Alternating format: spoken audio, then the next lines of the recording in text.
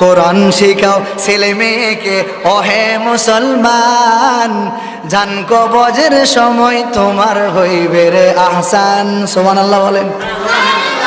হবেনি? হবেনি? বলেন না কেন মিয়া? হবেনি?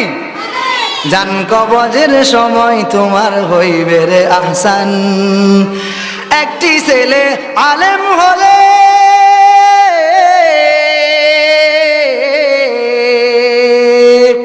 একটি ছেলে আলেম হলে পড়বে কোরআন পাশে বসে।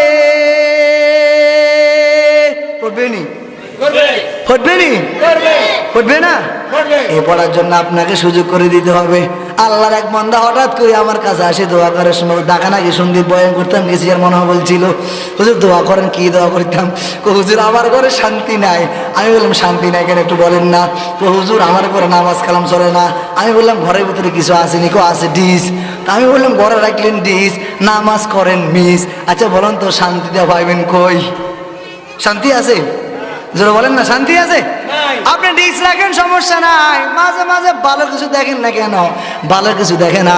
আজকাল যুবকেরা টাচ মোবাইল কিনে, অ্যান্ড্রয়েড সেট কিনে। প্রত্যেক যুবক বলে হুজুর আমি বয়ান শুনবো। আমার মনে হয় টাচ নেওয়ার পর আর অ্যান্ড্রয়েড সেট কেনার পর মনে হয় বয়ান শোনার সুযোগ হয় না। ঠিক না ঠিক?